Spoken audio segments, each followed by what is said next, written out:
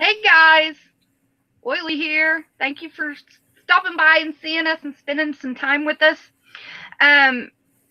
Tonight's going to be a little different. It's talking about basically winter wellness. I kind of did a chat on this last year, but I thought I'd touch base again, and I can tell you why. First of all, let me say hi to everybody out there. There's Sandy Passions, Wee Tree Bonsai, Penwoodsman, Ivy KI, Finger Lakes is in here and out there. Moscows is in here and out there. We've got Lester Branch. Welcome, newbie. Thank you for coming. We have BC Very Purpose. I don't have it right here. He's got a long channel name like I do. BC Hair Repurpose. Thank you. I just always call him BC. And don't forget cooking. Yes, he cooks. Yes, he cooks. Buzz T-Fork 8. And hold on, I don't know why my external is not all the way to live. Okay. And we have Prepper Madness and Wee Tree Bonsai. I said her, but I'm saying it again. White Volcano's Wind out there. And, of course, we have Miss Mouse Toes here. I think that is it that said hello out in the external. I'm sure there's more out there that hasn't said hello. If you're out there, say hi. Spicy. Southern Arc Homestead's out there. Spicy's out there. Oh, yeah. Rusty Faith, Backwoods Rays. Awesome. Hey, guys. Glad you're here. So the reason why I decided to do this subject is because in the last pretty much in the last couple of years, my granddaughter has had strep at least once a month, almost every single month. Wow. For about 2 years. She really needs her tonsils out. Oh. So, hey, Southern Art, Nina, how are you? I'm okay. From another Did I say it yes. right? Did I say it right? Yes, you did it perfect. Good job. So anyway, so I've been exposed to strep for the past 2 years, almost constantly, and not gotten it, except for one time, and it was because I wasn't using my oil. I'm not saying this is going to keep you from getting sick, but it's going to help your body fight off a lot of these illnesses. And so you will likely, not guaranteed, but you will likely stay a lot healthier.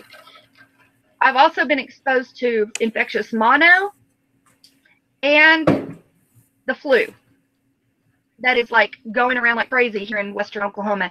And, you know, I know with the flu, it's a particularly dangerous one this year. There's been around 200, I think is what I've heard, people pass away from the flu, young and old, people with immune issues, people with chronic health issues. So, yeah, it's a pretty big deal. Yet, I was hurt and had an earache yesterday, and I've had some sinus issues, so I just wanted to make sure, like the flu or strep or something like that. So I went ahead and got a mono test, got the flu test, got the strep test, all negative, praise God. So, and I just have to thank the good Lord for that, for making awesome plants to help us. And so that's why I decided to go ahead and talk about this, because it is an important prepper subject. What are you going to do if something major happens? Say you're stuck in an ice storm. You've got the flu. You can't get to emergency, or emergency can't get to you, services to take you to the hospital. How are you going to help yourself or your loved one who's suffering? Well, flu can be lethal. I mean, it can lead to pneumonia, and you can die. So exactly. And it can also lead to, any virus can lead to encephalitis or meningitis also. So you have to remember that. One of those is infection in the brain itself. The other one is infection in the lining of the brain. So, you know, those can be very deadly. They can lead to extremely high fever, dehydration, vomiting, which increases your dehydration, severe pain. It can lead to neurological damage, even if it is caught in time. So there's a lot of things that you have to look at. But just a quick mini refresher for those that have done my class before, my oils class, I've told you the difference between where viruses live and bacteria live. Remember, bacteria lives on the outside of the cell. That's why antibiotics can help with something like that, because it can get to it. Viruses live on the inside of the cell, and it's really hard. There really isn't any medications that can get into the cell to kill that virus. But yet essential oils can penetrate that cell wall, can go in there, can kill those viruses. That's why essential oils are even superior, in my opinion, to anything you get out there. Viruses, all they can do is treat the symptoms, fever or sore throat or whatever. They cannot really give you anything that's going to help your body fight that. There are some antivirals kind of help boost your body's ability to, but they're not always effective, and they can cause other side effects. Prevention can help. A lot of people comment on, like, how come all these Asian people are wearing masks when they go to Walmart or some other store? And I mean, that's like normal in parts of Asia because they don't want to get sick, is why they're doing that. And it works. It may make you feel weird to do that, to walk into Walmart with a mask on.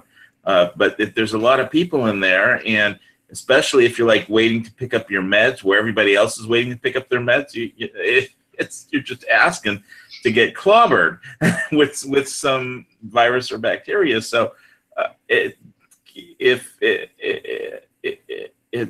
makes sense to take those precautions if you're going to expose yourself especially if you've got a lot of bad weather, and prevention is worth of. What does that saying go? An ounce of prevention is worth a pound of cure, or something like that. Something like that, yeah. And the thing is that, yeah, there are things like using essential oils regularly can help off this stuff in the first place, so you don't end up dealing with it. And I'm not making any medical claims here. A lot of this stuff is proven, and you can do research on it. But the problem is the FDA says, oh, you can't say that because you're not a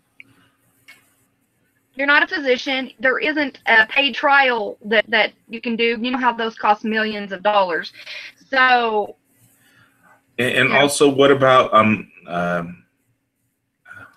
nasal humidifiers and cleaners like that Navage thing? I mean, I've got my CPAP machine has, you put in water, and there's mist when I go to sleep at night. It's a humidifier, yeah. Yeah, but it pumps it straight into your breathing. Mm-hmm. But you put in distilled water, right? Yes, distilled water. Mm-hmm. Well, there's lots of things that you can do to help, like, I found out basically I just have like a slight sinus infection, and I have some fluid built up behind my ears. And that's really my bad, because if I had used my oils to help with my allergies, this wouldn't have been as big of an issue. I have these issues, and I know I do every winter whenever the temperatures fluctuate, hot, cold, and plus it's hot in my house or warm in my house because of the fireplace. Fireplace dries out the air, which dries out my sinuses. So, I have all these issues. So if I had used my allergy oils, that would have helped. But I'm going to go over, hey, Keith Gregory, I'm going to go over some stuff that will, you guys, some basic oils that you might want to consider for your preps to have on hand, or even if you're not a prepper and you're watching, things to help you over the winter time or over any infection or virus. It's worth trying, and even if you are a hardcore medicine user, you can use these in conjunction with it. So you might as well give it a try. This is my medicine, Dr. Jack. Dr. Jack is great for toothaches. Cough syrup. I've got some extra Oxy from my last toothache. Oh, okay. So first of all, I'm going to talk about viruses. Viruses, a lot of times you'll know it's a virus if it gets fast. Like if you're fine one day and the next day you feel like you've been run over by a semi and you're congested and you're coughing and stuff like that, that's probably a virus. Versus a cold can be the same way, but it's not as severe. Like with a cold, you're feeling yucky and you're kind of down and stuff. But with the flu, we're talking you feel like you've been run over by a semi and you're aching from head to toe and high fever and stuff like that. Viruses are like influenza, mono. Mono is an EBV. It's called EBV, Epstein-Barr virus. And so that can also show up again later on too. Colds, viral pneumonia, just things like that. Stomach bugs. You know, you can have bacterial or viral stomach bugs. Usually they're viral. So some things to help with viruses are Thieves Essential Oil Blend from Young Living. doTERRA has an equivalent. I can't remember what it's called because I use Young Living, but Thieves has stuff in there for bacterial, viruses. Purification is also great. Purification is really good for viruses and for and things like that too. So those are the two I would recommend for viruses. And then peppermint makes any oil used more effective. So that's another one that I would recommend. What's great about purification, Thieves both, is they're good for both viral and bacterial. So those are my go-to if I'm not sure what it is, if it's viral or bacterial. I just do them both. And I like, okay, if it's up in your chest area, you can take about a half a teaspoon to a teaspoon of olive oil, coconut oil, whatever you have on hand, a fatty oil. You put it in the palm of your hand, put a couple of drops of each of those in there, mix it around in your hand, and if it's in your chest, rub it over your chest area or your respiratory area, up and down your spine and the bottoms of your feet. The bottoms of your feet have some of the largest pores on your body. They're an excellent place to put your oils, and your body will absorb that. Hey, Smoking Locust. So it's excellent. And I'm sorry if I'm not seeing your what you're saying over here yet. I'm trying to like just get this information to you real quick first. Okay. A bacterial infection is you know, there's a few more things that you might want to consider having in your arsenal of oils to help. Frankincense and oregano. Oregano is one of the best antibacterial oils out there. It's hot oil, but you can put it in a capsule and take it that way, and it'll work kind of like an antibiotic, except for it doesn't kill the good bacteria in your body. So that's a plus. So I used to keep. You don't run the risk of getting something like C. diff, which is basically your body in your gut is all of the good bacteria is killed off, and your body can't. You just end up with chronic diarrhea. So with these oils, you don't end up having to worry about that versus taking antibiotics constantly. I used to keep oregano oil when I used to run a recording studio, and if the talent came in a little sick, they would ask for it, and they just put it was with a dropper, a few drops under their tongue, and they would be like they'd come back to life almost. And if they came in with a cold or something like that, I mean, it doesn't cure you or anything, but it definitely has some kind of effect. And I used it to get people be able to do their work. Yeah, diffusing. Now, there's several different ways you can use oils, but let me go through a little bit more of a list. So oregano is great to give your farm animals too, or your animals, putting it in their water if there's a virus going around. That's great, or to help prevent. It's also great.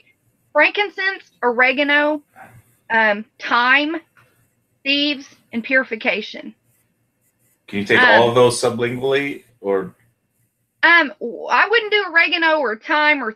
I did all the time. Sublingually. I mean, I did all the time. I used oregano sublingually all the time, but I don't know about the other ones. Okay, well, just for those that haven't, oregano is a really hot oil, unless you've got one that's diluted with like a fatty oil, like coconut or olive oil or something. So just keep that in mind. But yeah, what I usually do is get it in a slow dissolving caps, capsule. Buy those empty vegetable capsules that are slow dissolving, and I put a few drops of the oil in there, and then I fill the rest of the capsule up with a fatty oil and swallow it. What happens with those slow dissolving is they go further into the digestive tract before melts away and the oil is released into the body, so you're not burping up that oil taste as bad. Yeah, I gave him hot tea Put with it it. in your mouth under the tongue. I mean, it's just hot, you know. Yeah, I gave him with it. I made him a cup of tea with it so it would help them with that. And yeah, you do kind of get those burp backups a little bit sometimes. Raised, good neighbor there, helping somebody with a busted water line. So, okay, Penn, the oregano is very expensive, but let me tell you, it's worth it, because like my normal oils chat that I was doing, I call it a drop or two will do. A drop or two is all it takes. You don't have to have half of that to get it done. So that will last a pretty long time. So you have to keep that in mind. For ear infections, I wanted to tell you guys that's a bacterial infection. I kind of have this issue right now. It's sort of a slight, it's not really an ear infection, it's more in my sinuses, but my ears are backed up. I've put a link in the comments description below, or in the description box below this chat, and it's called an auricular.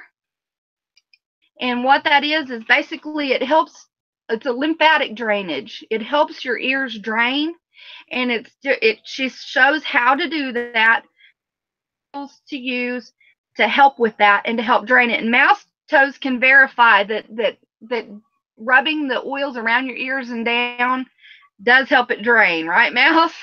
Yes, because I always, behind my right ear, always, like you, have that liquid, right, or stuck behind it. It has made a huge difference, because every year I got a sinus infection and a crippling ear infection to where you're a grown adult and you want to cry. Mm-hmm. Yes, made an epic difference. And I haven't had a recurrence in this will be my 3rd year, and it would have happened to me basically in November, would have been my timeline. Fluid behind the ear, that one eardrum. Yep. So even I go to a DO doctor, and she's a great doctor on this island. And she goes, "So what have you been doing?" And we talked about it for like 25 minutes, because she does real interesting things and likes oils.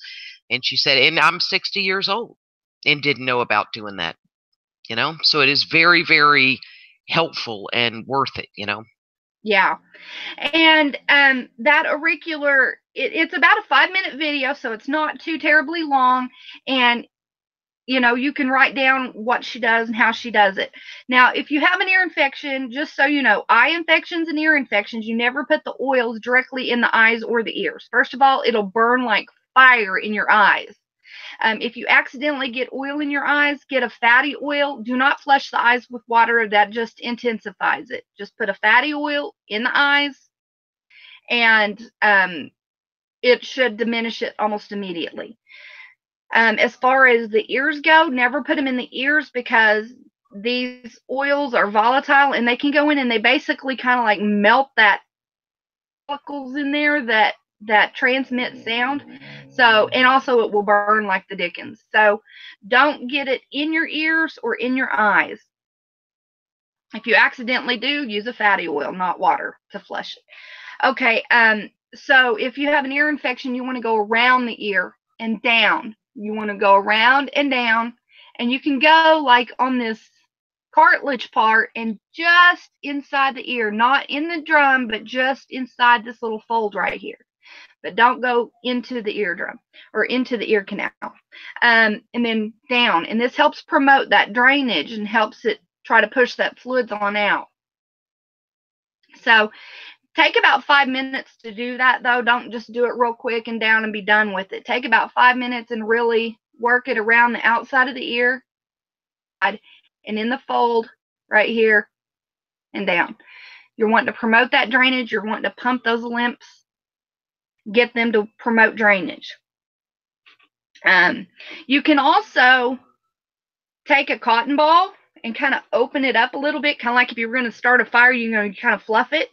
fluff it open. You can put a drop, any of those oils that I mentioned that help with ear infection, and then close it back up to where there's no oil on the outside of the cotton bowl, and just let it rest in this fold. Don't shove it down into the ear canal. Just let it rest, and you can lay down like that overnight and leave it. You can do that, but don't put it directly in the ear canal. You know, if you're thinking any one of these infections can cause you to turn septic, meaning it gets into your blood, gets to where your body can no longer fight an infection, and that infection just flares through your entire body, and that can kill you in no time. About 50% of people who get sepsis, which is what it's called when the infection's throughout the whole body, die. And that's with the current medical stuff that we have. So you want to catch it before then. And even if it gets septic, I don't care if my family member was in the hospital, I would be putting these oils on them. They can get the traditional medicine and they can get the oils at the same time. And that's just how it would have to be for me. Things that open up the respiratory system, say bronchitis or pneumonia or even asthmatic issues. Some people are seasonal asthmatics. For like whenever I've had some asthmatic issues, but RC has several different kinds of eucalyptus in it, and it has many other things in there that'll help open up the airway. It has lemon in there that helps thin mucus. Lemon essential oil on its own is great to help thin mucus. So what's RC? Is a blend from Young Living. It stands for respiratory congestion, and it's just called RC.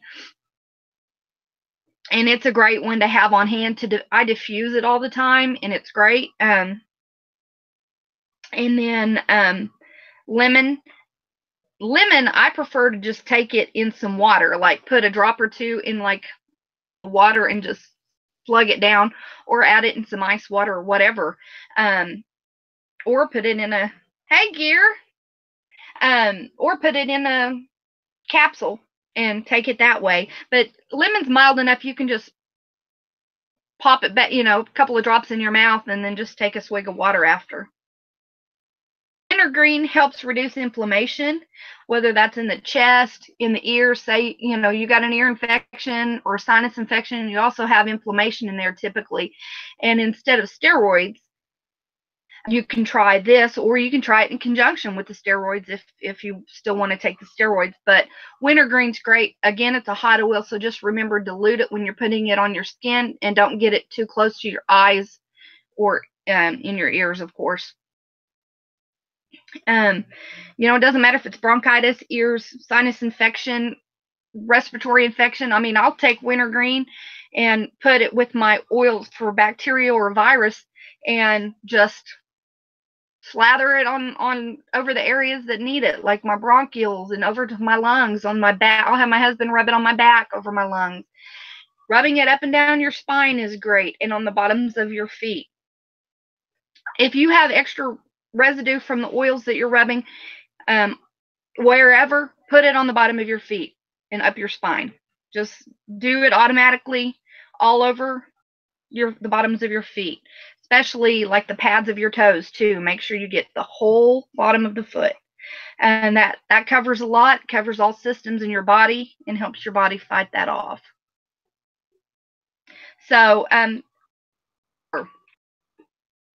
you don't want to do Tylenol or ibuprofen, or if you're out, fever's good to help fight off infection, but if it gets too high, then you got other issues going on. You can have vomiting, you can have you know, lethargy, achiness, and pain.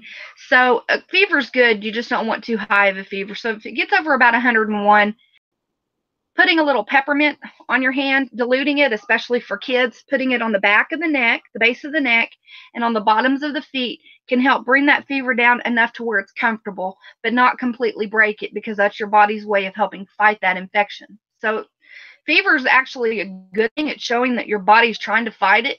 You just don't want it so high that it's uncomfortable or causes them where they're not drinking, which could cause them to be dehydrated or lethargic. So it's kind of a balance, but peppermint is a great one. Southern if I was gonna Homestead says mullein is good for respiratory issues. Mullein? Uh-huh. Mullein. Mm-hmm. Never even heard of that one. I've heard of it. I haven't. I'm not like a real big herbalist, just because it's not that I'm against it. It's just something I don't know. And essential oils are 50 to 70 times more powerful than their herbal counterpart because it takes so much to concentrate down into one little bottle. So essential oils, if you can get it in an essential oil that's therapeutic grade, that plus essential oils do not they don't expire unless they have citrus in them. If they have citrus in them, it's not really that they go bad, it's just that the efficacy goes down, and eventually all essential oils can kind of degrade over time. But it's like there's oils that have been found thousands of years ago that are still, or that have been in tombs from thousands of years ago and are still usable today if they chose to use it. But so it's a really great prep, versus like the herbal counterpart where the oils will evaporate out. Those oils start evaporating out as soon as that plant is killed. So that's another great thing about essential oils. Like I know with Young Living, they cut down the plant on site and immediately take it to their distillery on site and distill immediately. So you're getting the freshest that you can. You're getting the most constituents out of it, which is chemical properties. So anyways, I hope that kind of, it's not like a major subject, but I would say peppermint, oregano, thieves, and purification. If I had to pick 4, those would be my go-to. Lavender and lemon are my next 2, because lavender is like the Swiss Army knife of oils. It helps like calm people down, helps relax them. It's great for skin issues. It's great for infection, like skin infection. It's great, night burn. It's great for all of that. And also, it is it's great for emotional issues as well and stuff too. So it's got so many different uses. That's a great one to have. And you'll see on that auricular dilation or ears being plugged up, that's the first oil that she uses is lavender.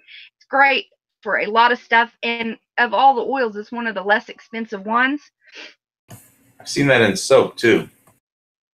And lemon, the reason why I love lemon so much is it's very inexpensive. For a 15 milliliter bottle, it's like $11.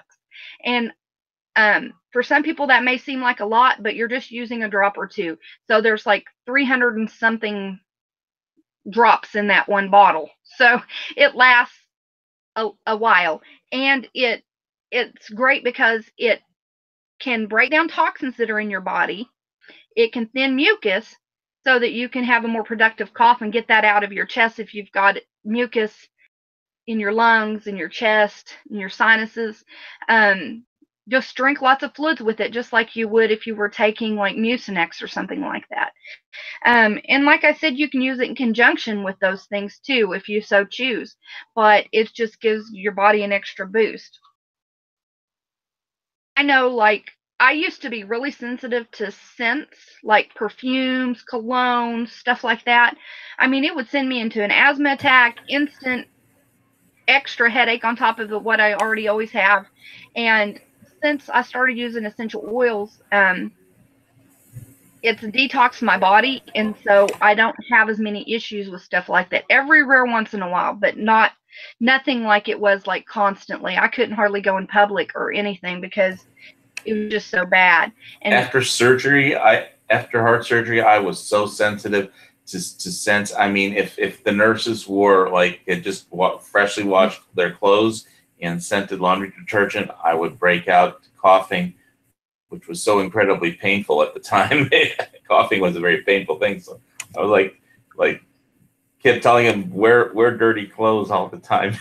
Don't come to work with clean clothes. I think it should be outlawed for nurses, Yes, and medical staff, anybody that works in the hospital, period, for medical records on around, to be wearing stuff like that. Mm-hmm. There's just too many people that have I mean, I had to have hyperallergenic soap. I don't know if they make hyperallergenic laundry detergent, but the scented laundry detergent is a pretty common thing, and even that would send me off into a rage. All for has the a first free week or and clear two. one. All has a free and clear one. I don't know. What about that one for babies' clothes? What is that called? Dreft. Dreft is actually more harsh than it's than something like all free and clear. Dreft is actually not good to use. Yeah, they market it for babies, but as being gentle, but it's really not. So. You have to go to the pharmacist at any store and like Walmart, a place like that, and ask them for hypoallergenic soap or detergent or bath liquid or something like that, and they'll have to hook you up. At least that's what I did for the first month after surgery. So. Yeah. Well, so like I said, the thieves and the purification go for both viral and bacterial. So those are 2 must-haves in my book. You can look up what individual oils go into each of those blends, but it's just easier and cheaper to go ahead and buy the blends pre-made. And I'm not trying to sign you up or get anybody to order them through me or anything, because I don't do that anymore. I'm just here for educational purposes. So if you know of somebody that does sign people up with Young Living or might order it for you that do Young Living, that's great. If not, I can probably find you somebody, but I won't do it. I'm not trying to make money off of anybody. I'm just trying to help you. So keep that in mind. And then Wintergreen for inflammation is another, if you're going to add another one to that, inflammation and pain. It's one of my go-tos. It's like 15 or 16 bucks for a 15 milliliter bottle, and it's a hot oil. So I just always, anytime I'm using oils topically, I just add it to about a half a teaspoon to a teaspoon of a fatty oil like olive or coconut oil, and rub it over the area that's hurting, and it usually helps within 15 minutes.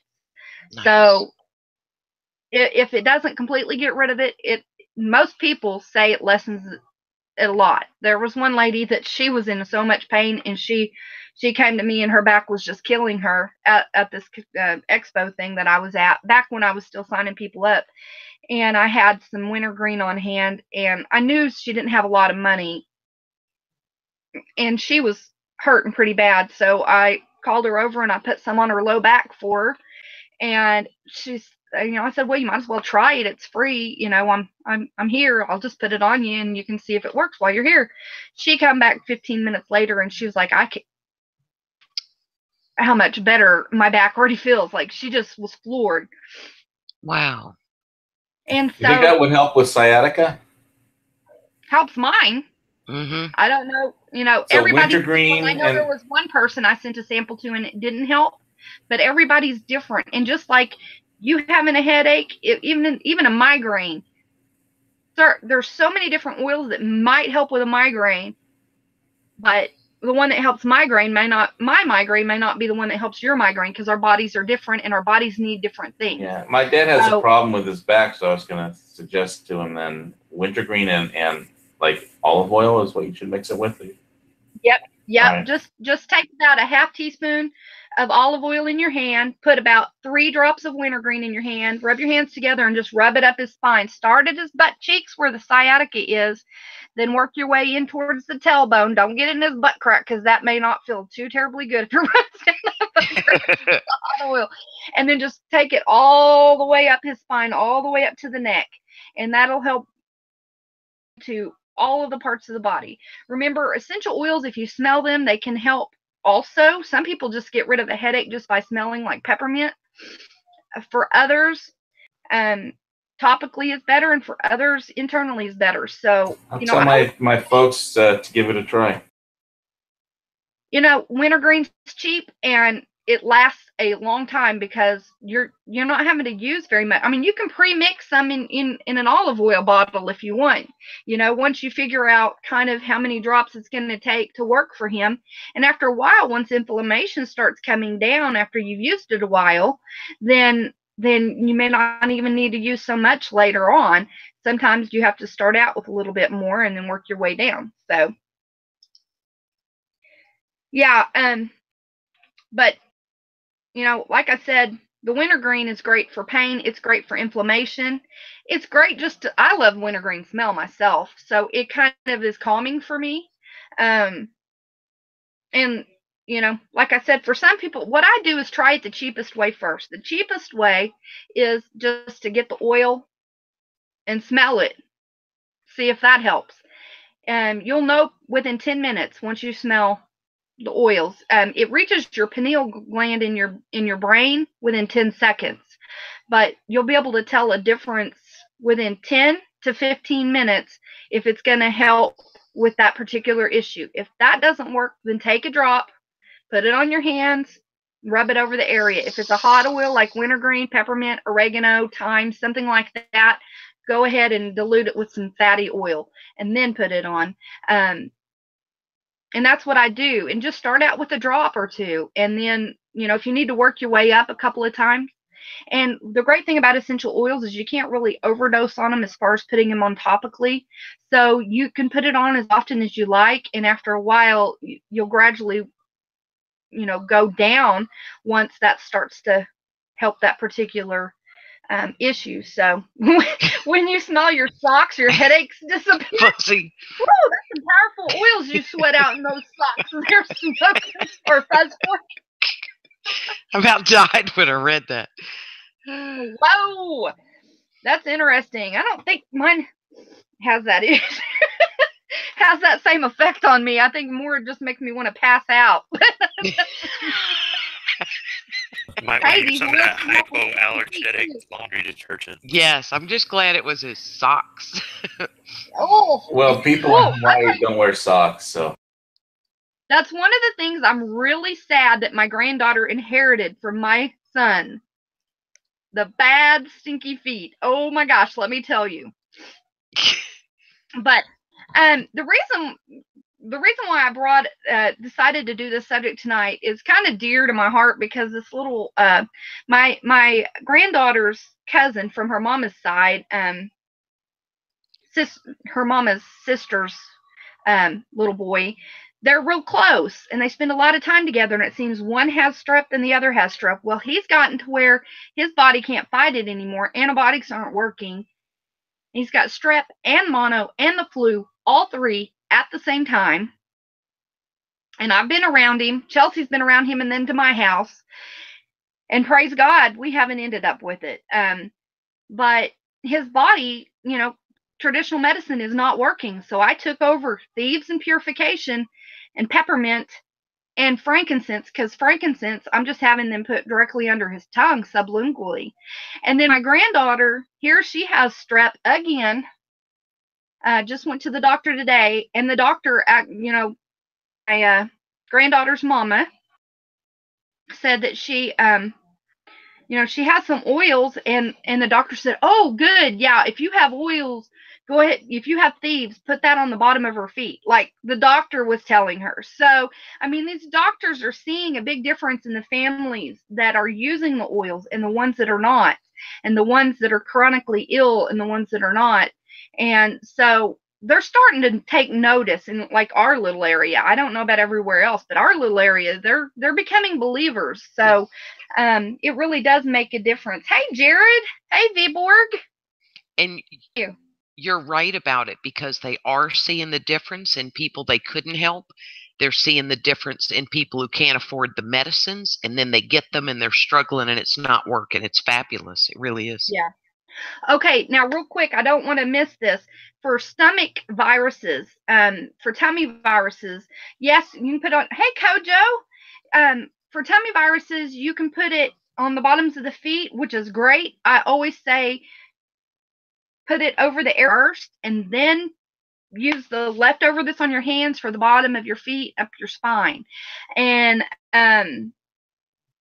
your spine, because what happens is like for the tummy virus, or like say it's a kidney infection, I take it in the oils and I you know, dilute them in some oil so it's easier to rub on. It stretches your oils further so you're not having to use so much to cover the entire area. Abdomen. Now, diarrhea, there's an oil called Digize that's really great to have as well. Digize is great for digestive issues, for colon issues, for anything going on in the midsection issues, okay, that has to do with your digestive system. If somebody has diarrhea, you take that Digest, a couple of drops, you don't even have to dilute it, rub it on the tummy around in clockwise fashion, or I'm sorry, a counterclockwise fashion, because you're trying to plug up the system, stop it from going out. You don't want people to get dehydrated. So, I mean, a little bit of diarrhea is okay, but if somebody has multiple episodes, it doesn't take long before they're dehydrated, and that can become dangerous really fast, especially for the really young and the really old. The able-bodied, it's still a dangerous issue, but not as bad as for the people with medical issues, the really young or the really old. So, if you're trying to plug somebody up, you go counterclockwise. If you're trying it moving, maybe they're plugged up, you go clockwise. You're going in the right fashion. You're trying to get that moving out, right? So, and I know it's, not a subject people, want to talk about, but my husband's grandmother died because she was plugged up. And yeah, her, she was kept taking magnesium constantly to try to keep her system moving. Wow. Because magnesium is a diuretic, but she ended up plugged up, and what happened is part of her colon died, and then got infection, and she got sepsis, and she died. Quickly. Yeah. Yeah, and it was bad. impacted fecal is bad, real bad. Yes. Yeah. Yeah, like she was throwing up fecal matter because she was so backed up. Oh, geez, that's horrible. Yeah, and I know that's not a pleasant thing to think about and talk about, but it's really dangerous. It's really very dangerous. So, if somebody, that moving, especially if they're on pain meds, people on pain meds, they have a hard time moving their bowel, things like that. You can take these oils and you can massage. Like if you take your hand and you put that over the abdomen and then you tap with the other hand like that, you can go around the colon and you can hear where they're maybe impacted or their stool. And those are areas where you concentrate rubbing that oil on the outside of their tummy, and Yeah, my experience with that kind of thing was, again, after heart surgery, George Carlin did a skit on this because he had the same issue, and most people do, is they pump you so full of so much morphine. I mean, I didn't have a bowel movement for 9 days, which is normal. Mm-hmm. I mean, but after 9 days, I mean, there was you think a volcano is an eruption. You Right. see me in the bathroom after 9 days. I mean, but I was eating the whole time and nothing was coming out because there was just so much morphine in my system. And they do send the reflexology girls for the first week when I was in Queens, and they use all kinds of oils and rub them into your feet, and they also seem to know where the nerves that related to your digestive system is. And basically, the thoracic surgeons go through send reflexology girls with their essential whatever and their knowledge of reflexology into the cardiac wing, and they hit every patient every day, and they look at the charts, and that's a common thing that they deal with. Mouth, unmute. We want to hear you snort. That was painful, okay? Because I snorted about 3 times. Oh my God. 9 days. And he was eating like a maniac. I wasn't eating like a maniac. I mean, I was like eating what they gave me at the recovery hospital. But yeah, I mean, 9 days. It was but it's normal. George Carlin did a comedy skit about it because he had the same issue. And it's pretty funny. You can find it on YouTube. Okay. I have a K. Did you see her recent emoji? When he said it was like an eruption, I thought, oh, that was a big toilet. Oh my gosh. You don't want to hit flush at the wrong time. Oh, Lord. Oh my goodness. Okay, we just went to poop. Those are some oils recommendations I would have for people for this time of year and to have on hand for future preps. Diffusing of the essential oils is also great. It's sort of like a humidifier, but it's made specifically for essential oils. make sure it's not a flimsy plastic diffuser. Make sure it's a good, like, they're all plastic, but make sure it's like a hard plastic, not some of that flimsy plastic, because essential oils do break down the plastic. Oily, did you ever try, because you're saying you would put this stuff on in a hospital, didn't you ever run into any flack from the hospital staff there? Because, I mean, they try and control everything. At least when I was in the recovery hospital, I mean, they literally wanted to they kept a log of when I, had a movement. They wanted to see it. I know, it's ridiculous. Well, see it? They won't believe me if I tell them I had a movement. They actually need to verify it. Right. I mean, the stuff when you sign into like a hospital like that. I mean, you're basically putting your life is their responsibility, and so there's things you can't do, and you might not be able to march in with all those oils. I haven't had to go and put anything on anybody yet, but I can guarantee you, there would probably be at least that one nurse that would say something, but they can't really, like, if it's me in the hospital, they can't refuse me from putting oils on myself. They can throw you out. Well, it's not internal. You don't have to take it internally, so they can still throw you out. Yeah, but most of them in our area, most of the doctors know that there's a lot of people that oil up around here. Mm-hmm. And so I haven't really heard of the hospital saying anything to anybody. Diffusing might be an issue just because that's going out into the hall and into, can go into other rooms. So that's affecting the air. So they may say something to that. But most of the nurses and doctors around here, even if they don't really like the oils, they don't really say much, but this is a smaller community. Now, in larger areas, it may be different, but, heck, I would do it right after they do the check. I would, take my socks off and put the oils on my feet and then put my socks back on. If they come in and they say that's me, oh, yeah, I just put some on my hands or whatever. Feet. Mm-hmm. Most of them don't care because there's really... With the oils, it's not like it's medicine. It's not like it's having a negative effect. They define medicine according to what their lawyers say is medicine. I mean, they wouldn't let me even have psyllium husk. They said that was a drug when I. So it was like, are you kidding me? Psyllium husk works. It's not a drug, and it's like, they're like, well, you could have a blockage. I don't have a bowel blockage. Sometimes you have to be a little sneaky, and it's not, you're not taking it. I mean, if it's something that you're not taking orally, it's not as big of a deal. If you're taking something internally, then that's a little different. I got put when I complained that it was cold in the hospital. The nurse put me down as a non-compliant patient. My gosh. So yeah, and it was freezing. Like you just had some grumpy nurses. Well, and their lawyers have very specific rules, and they're just following them. So, crazy. I mean, when somebody dies in their hospital, which does happen from time to time, then the family comes and freaks out. So, HBS went to a communist hospital. That's about right, isn't it? Well, this is Hawaii, so yeah. Yeah, pretty much. But on the other hand, the communists paid for my open heart surgery, so it's hard for me to complain. And they also paid for 2 months of me walking around on the beach on Honolulu. So,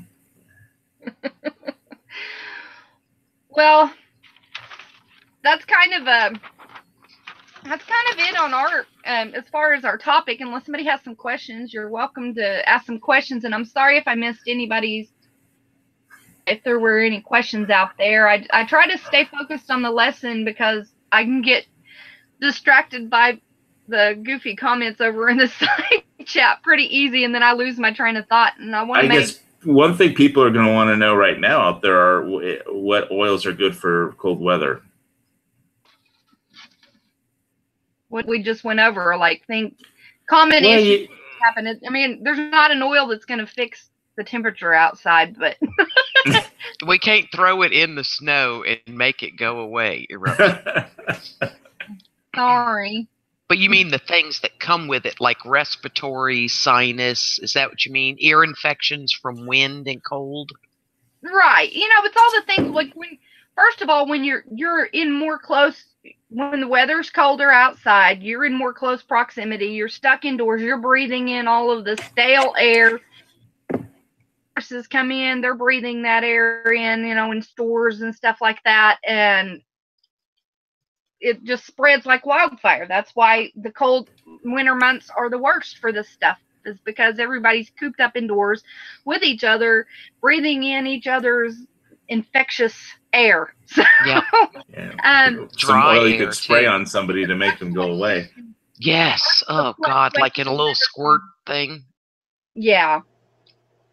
The weather change, like here in Oklahoma, is a big issue because then it triggers allergies. And then if, like, say that stays up in your sinuses and stuff, that gunk that gets up in your sinuses and it stays there a while, then bacteria starts to grow in it, and you end up with a bacterial infection.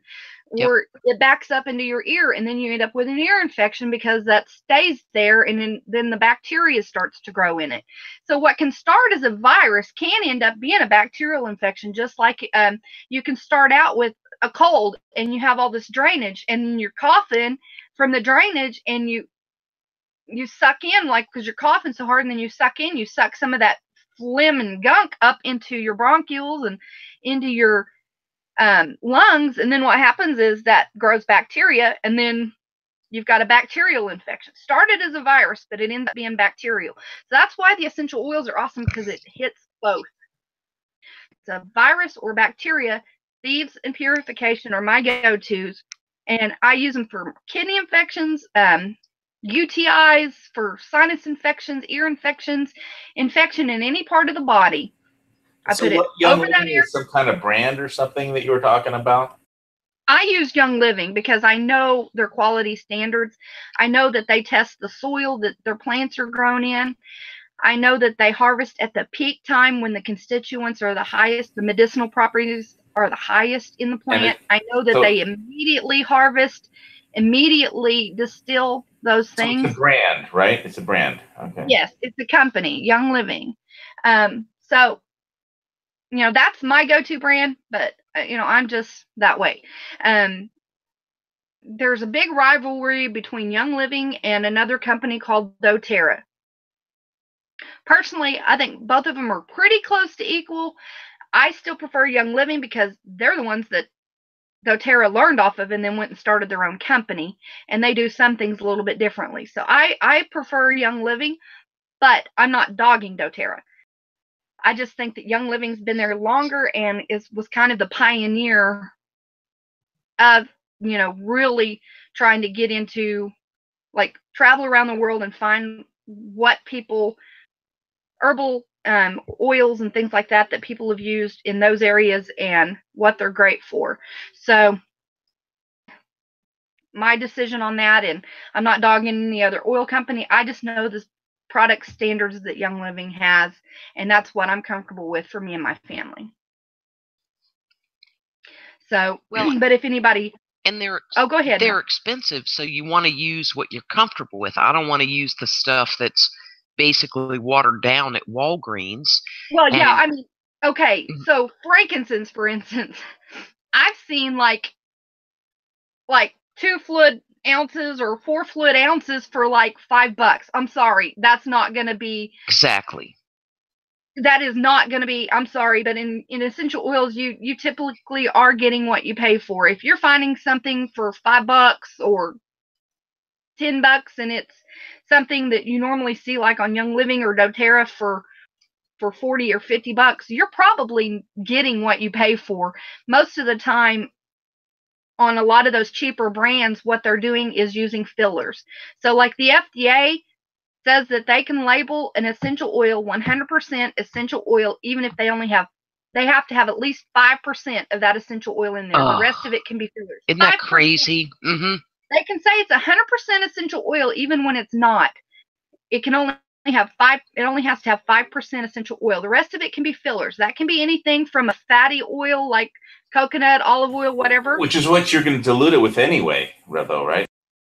Yes and no. Because if you get a bottle of Young Living, you're getting all essential oil unless it's a blend. Like Thieves and Purification do have some fatty oil in there blended together on some of it, but the majority is actually essential oil. But the cheaper brands, it's mostly filler oil and only a little bit essential oil. So go as far for one thing. So how much should a bottle of Wintergreen cost my dad when they go get it? Wintergreen is under $20, and it's a 15 milliliter bottle, and it only takes a couple of drops. Okay. 2 to 3 drops is it, and there's like over 300 drops in. So you're good for. Is that available only online? Yes. Hey, Mrs. Manland. Yes, it's only available online. If you see it on for sale on Amazon or someplace like that, don't get it, because the members are not allowed to sell on any place. And a lot of the times, if you buy it on Amazon, it's actually, there's a way that you can get those vials open without, and you can like water down what's in there. And that's what a lot of people have found, is they're getting, even though it looks like it's a sealed bottle. Yes. And it says Young Living on it, when they get it home and they open it up and it's tested, it's not. Now, I'm not saying that you will get one of those bottles, but the likelihood is a lot higher. Mm-hmm. Thanks for that advice. Somebody like me would just go and order it on Amazon. Right, because it's our go-to, right? Yeah. It is nowadays. Like that, I wouldn't order your essential oils on Amazon. I'd order directly from whatever company you've researched and you want to get from. I would go directly to that company, so you know you're getting their product and not something that somebody is saying is their product. But Amazon's gonna take Bitcoin. Oh no. Okay. Okay, so I lost my train of thought on what I was talking about on that. Okay, so it can be 5% oil and the rest filler. So it can be a fatty oil, something as innocent as a fatty oil, or it can be something as significant as like chemicals and stuff added. Like there's a lot of them. Like with Young Living, you can take most of their oils internally, and the way you can tell is it'll say on the label dietary supplement. If it says dietary supplement, you can take internally. If it does not say that on there, then you probably better just use it topically. Although there is a few that doesn't say that I still take internally because I've done my research on. But for newbies, you want to go ahead and just follow what the label says. But they can have fillers like rubbing alcohol or other chemicals. I've seen some tests on other things that were chemicals that were toxic. You don't remember essential oils. Even if you breathe them in, it's already hitting the brain in 10 seconds. It's hitting your bloodstream in 10 minutes. Mm-hmm. If you put it on topically, it's in every single cell of your body within 26 minutes. So you do not want to even be using something for aromatherapy if it is not medicinal grade, because it's still getting in your bloodstream. Oh, good point. So, yeah. So, just because you're not taking it internally or even putting it on topically doesn't mean it's not getting into your bloodstream and affecting your health. So you want a good quality therapeutic grade oil so that you know that you're actually getting to help you and not harm you. And also, Young Living makes sure the way that they harvest their plants, they harvest it at peak, even if that's 4 in the morning. That's when they harvest their plants, certain plants. So they harvest at the peak, the right time of the year when the chemical properties, the medicinal properties are the highest, and then they take them and they go and they distill them immediately. Peak oily. Yep, peak oily. So, that's why I trust them. I'm not saying that they're perfect company, but I trust them with what I've got, with my family's health. I haven't had any negative effects from any of the oils, and that's what I trust. That's what I know. So,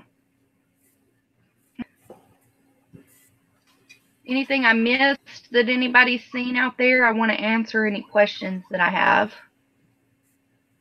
We're talking about My Pillow.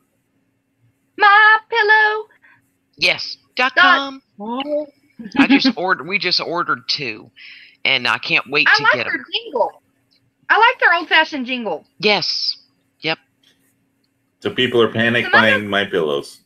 Not panic buying, but you've seen it there's so many good reviews for my friends who have it, and I'm so tired of buying pillows.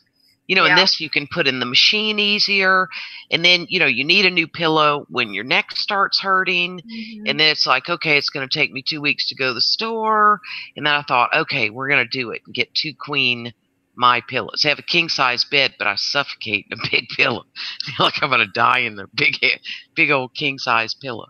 Yeah, I can't do the king size pillow. I have to do a little bit thinner pillow, but I'm mostly a side sleeper because I can't sleep on my back because I got a big booty and it arches my back too much. It makes my back hurt. And I'm most comfortable sleeping on my stomach, but I can't keep doing that because, that turns my neck awkward. Yes. So the best I can do until I have a pillow with a nice giant hole in it where I could just lay face down is being able to, something that's comfortable to lay on my side. And I just toss and turn from side to side because my shoulders start to go out and I have to go over to I can't lay on my back because I do the sleep apnea thing. So I have to be on the side, and in a king size pillow, you have to lay all the way over on the edge of it or you're suffocating. So that's why we roll with the queen. And what you're saying about sleeping on your face with a hole, every 2 weeks I get a massage. And it had to be canceled today because of the ice, more than the snow. And I love the massage, the head cradle, where when you start out on your it totally supports you and aligns your whole neck. You would just need a drool bucket underneath it. But I am telling you, on those massage tables with your face through there, oh my gosh, it's like you're floating, you don't feel any pressure. That's what I'm saying. I'm saying they need to make beds. We just need to invent beds with a face hole where you can just put, where you can just put a filler in there. Yep. They have massage tables like that. That's what but you know what they'd also have to have? That would be hard for men with beer bellies. So then it'd have to have a little dip for them. Or pregnant women. Yes. I remember it just tortured me because I'm a stomach sleeper whenever I was pregnant with my 2. Oh my gosh. That was murderous because I've always been a stomach sleeper. Yep.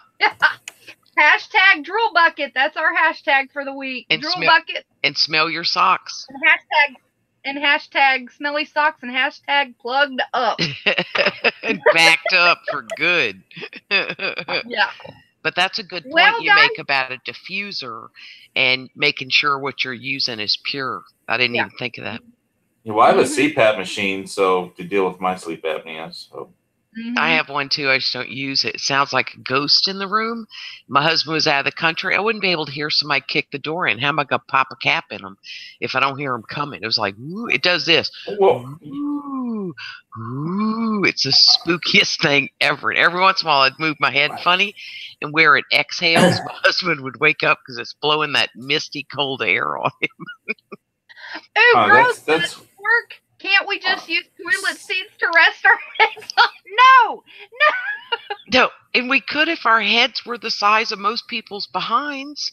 Okay, your head is that's too big a hole. It's got to support your forehead and your chin, man. You're falling in. If that happens, you're going to drown. Yes. It sounds like you need a better CPAP machine to me. I have the Dream Station one. That's what they gave me, and it worked great. But you don't have to have a full mask. I mean, you just have the nose thing, nose plug, air feed, or I have the mask? Juvenile mask. I've tried them all, but listen, I sleep with a man, so when I start apneaing out, he wakes me up. I don't need it anymore. I used to have when he was gone, I had a cat who'd wake me up because I'm like, I just don't like the thing. And I used the humidifier and everything. I did for like 18 months, and then I just got over it. Well, what happened? What my situation was, I hadn't slept in forever, and it was really, it really sucked. I mean, when I was like in the retirement center for like a month of recovering, I mean, I found they gave me sleep medication. They gave me trazodone so I could fall asleep, and then I'd like wake up an hour or 15 minutes later, like with a hard on, and I'm in a building with like 91-year-old ladies. Okay. I'm in a building with Ebro. 91-year-old ladies, and so what am I Ebro. supposed to do? I would just get up and go for a walk, you know. And Kill me, somebody. but Well, but when I got this, I don't know that there's any essential oils that help with that. Okay. but Eruption. I'm trying to get to the TMI. point. I'm trying to get Is to it time for another Let's- hashtag? Let's stick above the belly button, shall we? Let's just stick above the belly button. Well, I mean, it's the knee bone is connected to the. Anyway, the point is Okay. that What is the point? I had to in order for CPAP machine work, you have to get damn serious about your sleep. I mean, so I would I got to the point where I took my trazodone, I took my took it with some others. What's that over the counter sleep one that begins with an M? Midol? No, that's for cramps. It's not Ambien. That's the one that makes people hallucinate and walk naked. It's M. I'm sorry, I can't remember it.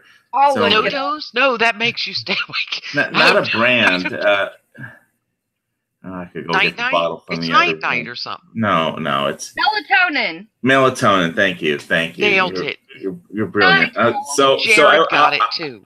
I would take those two things and then I would plug myself in, and you have to get really serious about wanting to sleep for a decent amount of time every night, because I went for right after heart surgery. I could sleep when I was at Queen's Hospital because I trusted the medical staff there that if I fell asleep that I would eventually wake up.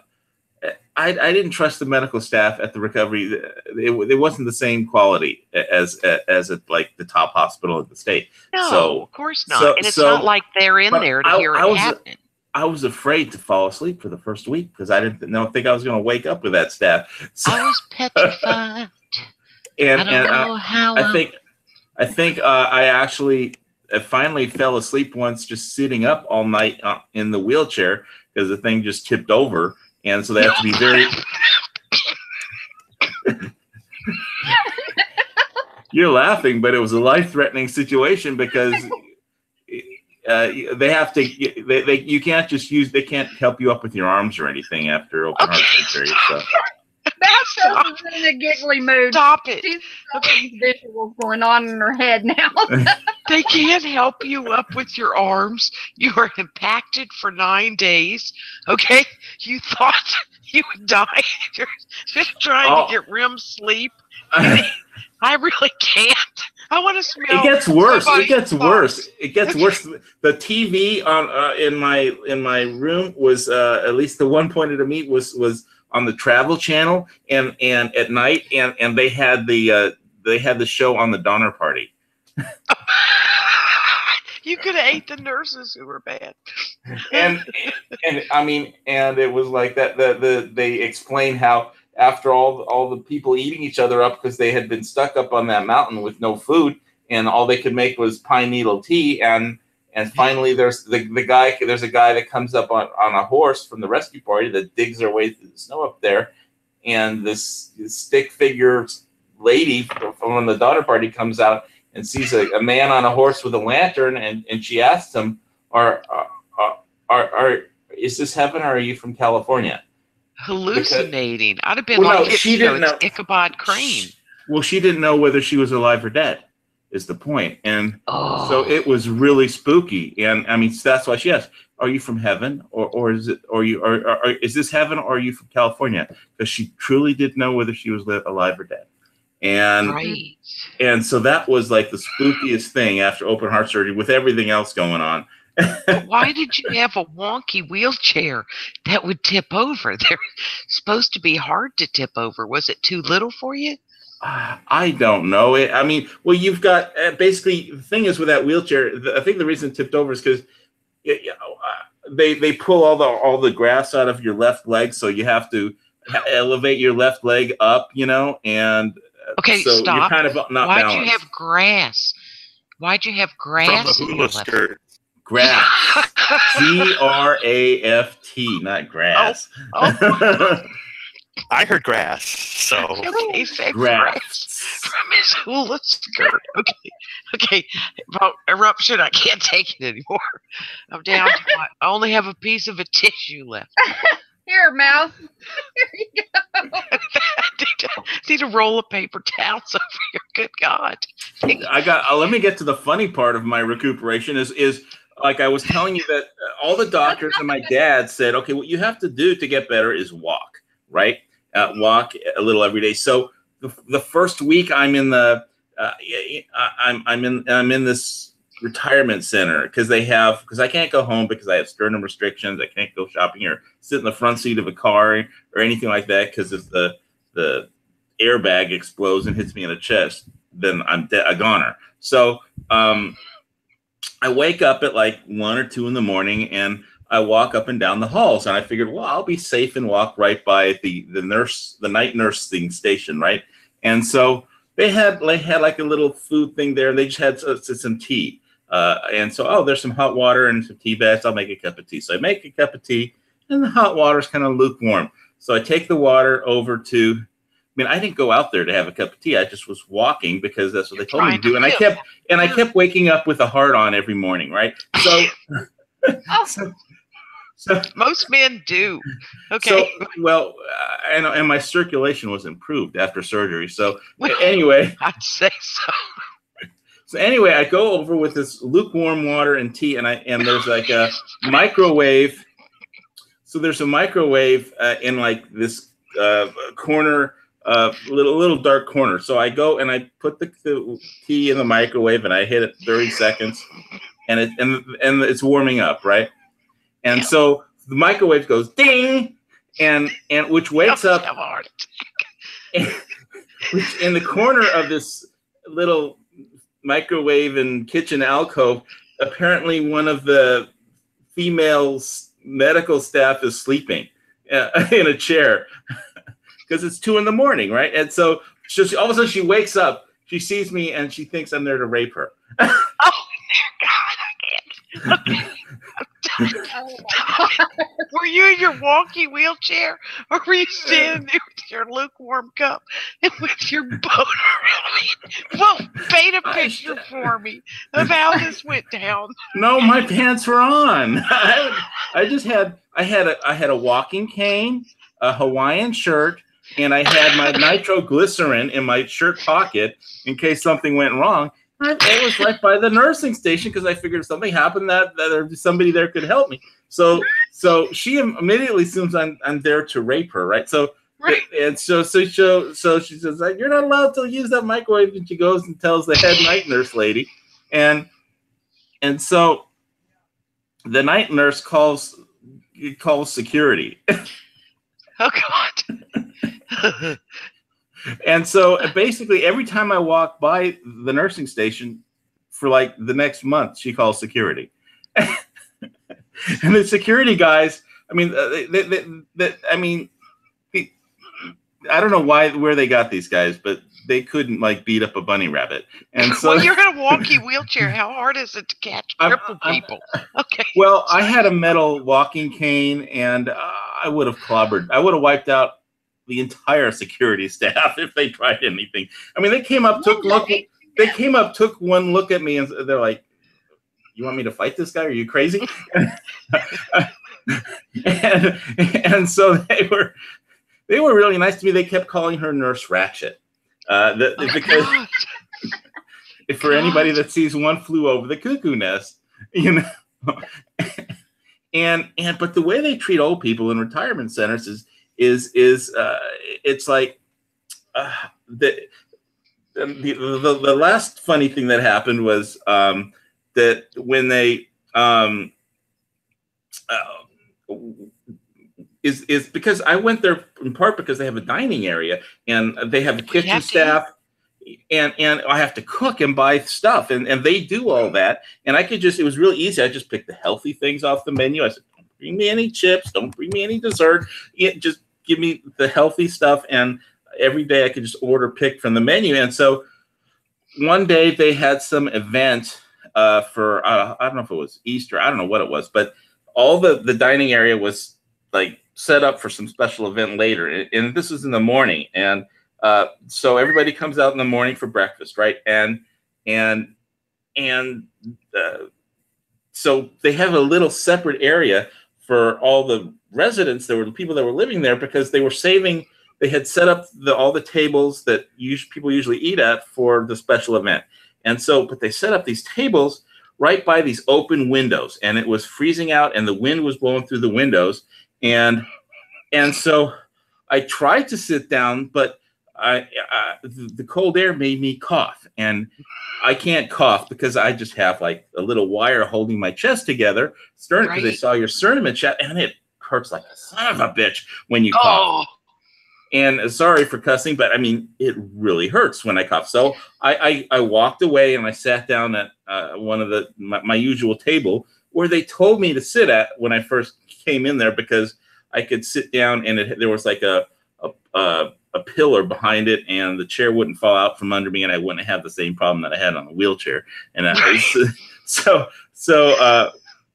basically, then this I explained why I'm sitting there to like 4 different waiters because they have waiters that bring everybody their food, right? And so like the 5th guy that came by and told me I couldn't sit there didn't speak English very well, and so they kind of like he makes this motion with his arm, a circular motion, and he points where he wants me to go.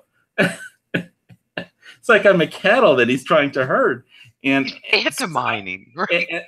And so instead of trying to explain something to him, because if I tried to say ER, I know he would have no idea. If you've ever dealt with people that don't speak English, not to bring that subject up, but as a first language, what happens is you'll tell them something, you'll go into this long explanation, and they'll just shake their heads and say, yeah, but they wouldn't have understood one word that you said. And that's exactly what I did. That's exactly what he did. He shook his head. And so basically, I didn't even try anymore. So he basically said something to the fact that I couldn't sit here and I had to sit over there. So I just said, no, really loud, so loud that they could hear it like 2 buildings away. And the guy jumps like 5 feet in the air. And for the entire time that I'm there, he's like he's the guy that's bringing me my food usually, and he's just like afraid. He takes my order, he scurries off, and then he comes back and he puts the food down and he runs away. He's going to do something to him. But it's like I just wasn't going to go back and sit down where they wanted me to sit, because I didn't want to wind up in the ER because of the cold, because I coughed too hard. And it was and broke the stitches, or the little thing that was piece of steel holding my sternum together. You have a zipper. You effectively have a zipper. Yeah, and if it comes open, they wouldn't know how to deal with it. So no, that's why people from rehab facilities have to call 911. Yeah, because it's clownish. But you in this wonky wheelchair, I mean, the visual in my head now. Well, there was a bed right there, but I wasn't sitting in the bed because I was afraid to go to sleep.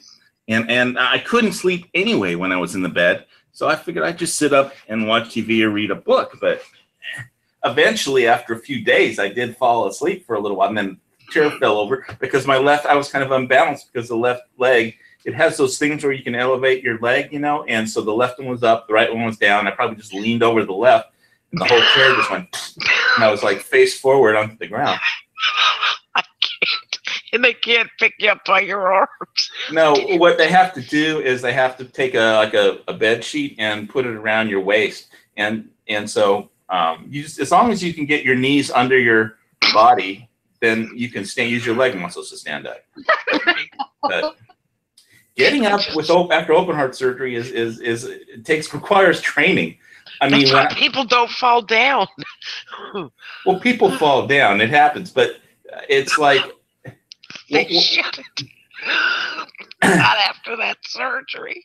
It was like, well, after this, when I was still at Queens, before I went to the rehab hospital Pacific, it's like Queens has like the transporter staff. I just call them the transporters, if you ever seen that movie, because these big guys could lift me up, stick me in a wheelchair or wherever, or put me on a gurney and roll me to wherever I had to go.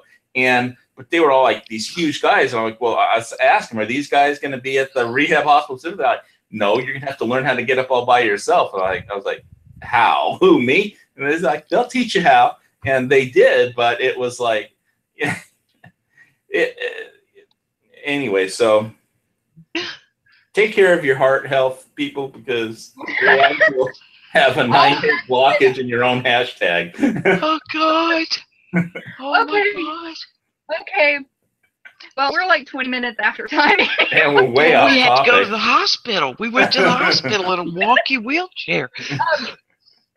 So, I'll change the subject as best I can at this point before I close. My granddaughter, she has this deal when she doesn't feel good. She has her mama call me, and then she gets on the phone. It says, Gigi, I don't feel good. I gotta come to your house so you can oil me up. Oh, gosh. Well, she says, oil me up. Because she says, ooh, instead of oil. Here, and she'll say, I want mama, but I don't feel good, and I need you to oil me up so I feel better. Oh, gosh. No kids want their mama when they don't feel good. Most kids want their mama when they don't feel good. So you know that it really must help her if she's wanting to come to my house to get oiled up. For sure. So just consider that as far as essential oils. In any time to empower you, any time that you're wondering what, like Young Living essential oil or what essential oil would be good for whatever condition, say it's for migraine, say it's for infection, whatever kind of deal it is. Hey, Legion of the Broke. Okay, Broken. Is that not a great screen name? Because this is what we needed for Eruption. That was like the rehabilitation center of the broken. And I mean, we're talking the staff here. No. Oh, that was wackadoodle crazy. Well, eventually I got to a point where I could walk to all the way to the ocean and back, and I would just spend all day at the ocean walking around. It was probably safer there than with those people. And if you fell in sand. You could have let the waves get you standing erect. Not at this beach. Oculio Beach is pun intended. Yes, just like oh, why not do that? Oh, that was so bad. It's like that. Hashtag bad mouth. So red. Oh, that's Legion of the Broken. That's his new channel. He killed Jack. Oh my God. Oh. Well, Coach just got banned, Jack, so walk easy, okay? I had to juice him, and then Wheat Tree took him out. It's been rough. The beach where I was walking on most of the time was called Oculio Beach, and it's basically like the water is 1 or 2 inches deep out like 500 yards until the sand drops off. And there's tiny little fish swimming around, and people will bring their dogs out, and the dogs will chase. The fish see the dogs see the little fish. The fish will dart off at like 1,000,000 miles an hour. The dogs will run after them, but you could walk out forever, and it would only be like 1 inch or 2 deep at most. But it was sandy. But it's because that's how far the sand went, and then it was like 500 yards until it started to drop off into like how like a regular beach. So that's just how that beach is. But it was beautiful. It was calm. It was peaceful. There was a little river with ducks in it, and the ducks would walk right up to you, and it's like it's a Oculio Beach is one of those. Oahu has just beautiful beaches, and so in between that and walking up and down Ala Moana Beach Park, which is the main beach park in Honolulu. Where they'd have surfing contests. That's right by the Waikiki Yacht Harbor.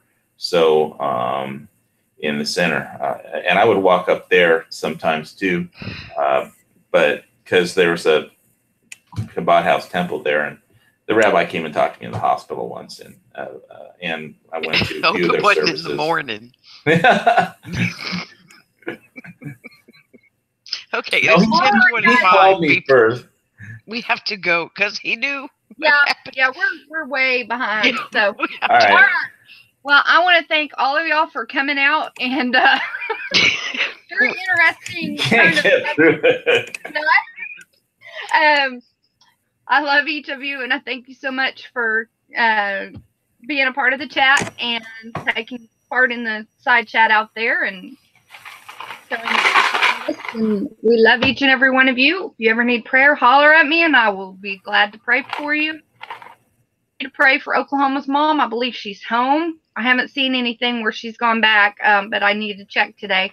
But just continue to lift her up in your prayers, if you will, and praise God, she was back home and doing good. So, you know, it looked really bleak there for a while, and so we're just praising God for that. Thank you guys so much for stopping by. Love you, and you know, go back and refer and make some notes, so that you can kind of have an idea what you need to do. And Hawaii Volcano Squad will leave you with him shaking his mac and cheese. So he can have another open heart surgery. No, I'm dangling my macaroni in your face, Mouse. You're fake. Okay. Oh, God. That's all. Love you. It's Bye. dead funny.